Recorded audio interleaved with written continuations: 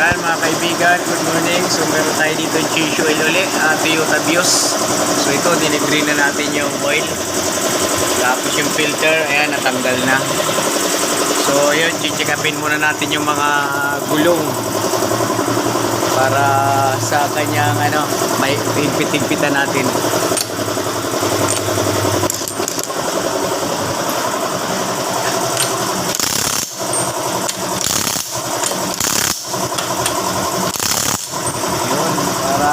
Yung higpit ng ma-check 18 volt.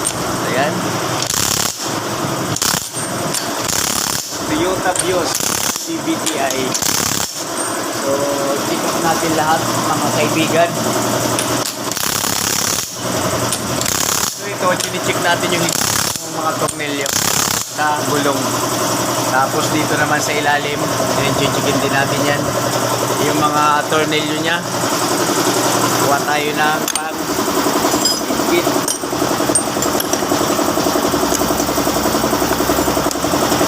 Yan. So ito, sa suspension, sa beam, double check natin. Okay.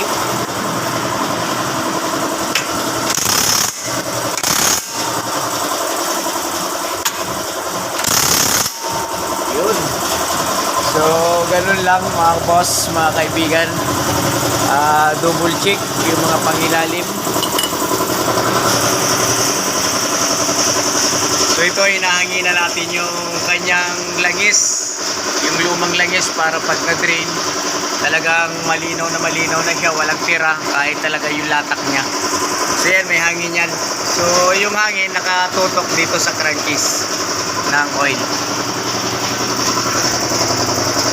Tapos ito nga pala yung gagamitin nating oil mga boss, semi-synthetic. Yan, tapos oil filter. Every change oil, palit tayo ng oil filter. So ito yung oil filter nya, Big 932. Okay? Saka semi-synthetic for 7,000 kilometers. So kaya 6 na buwan kung saan sa dalawa mauna. So ilalagay na muna natin. So ito mga kaibigan, yung oil filter. Ilalagay na natin siya, ito na yung bago. Dito lang tayo mga boss sa Centennial Road, Batong Dalig, Kawit, Cavite, Shell. So yun, higpitan na natin. So yan, meron pa langis na tulo.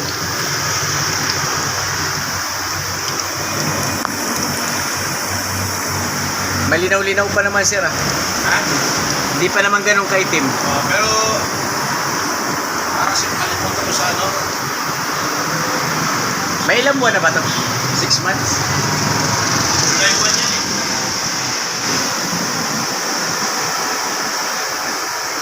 So ito, nailagay na natin bagong oil filter nya. Yan. Yung minsan sir, na-upload ko sa YouTube. Minsan kasi may napunta dito eh. Nagbi-message.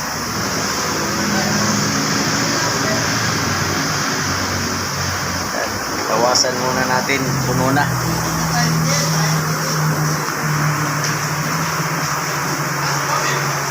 Oops.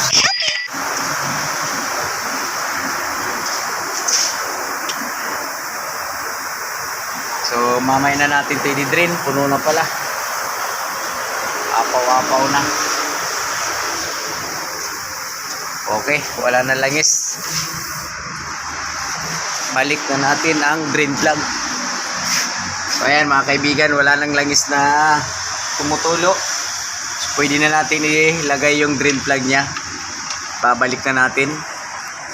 Ayan, kakamayin muna natin siya para hindi siya malustrip bago natin siya higpitan ng 14 na sakit. So ito mga kaibigan, higpitan natin.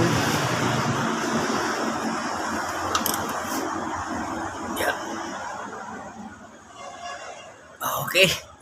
So, tamang higpit lang. Para naman hindi tigas tanggalin or malustridan tayo ng tornilyo. Okay, baba na natin. So yun, tatanggalin na natin yung lock ng lifter para maibaba na natin si Piyuta Views sa kanyang lifter at masalina na ng langis. Ayan, binababa na natin mga kaibigan yung yun mga boss, paki-follow, subscribe na lang ng ating channel, Jess Mechanic Vlog, my YouTube channel. So yun, shoutout nga pala sa ating mga customer. Happy New Year, Merry Christmas and Happy New Year. Yan. Sa ating mga followers at viewers. Yung si Jess Mechanic, naka-duty pa rin dito. So ayun guys, yung capacity ni Toyota Vios 3.5 litro. So may matitira pa tayong half liter.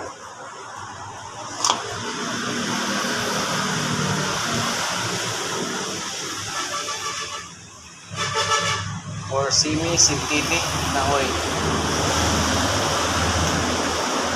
So ito, sakto na to. Yung imbudo natin na ano pa to, stainless. Okay.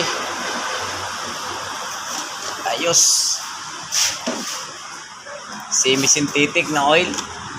So na kaya si sir. Takot si sir sa camera.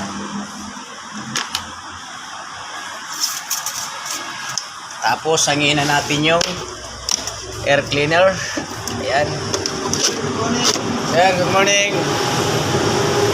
Adjust oil? Sige ho. Tapusin lang natin sana. Okay. So hangin muna tayo ng air cleaner.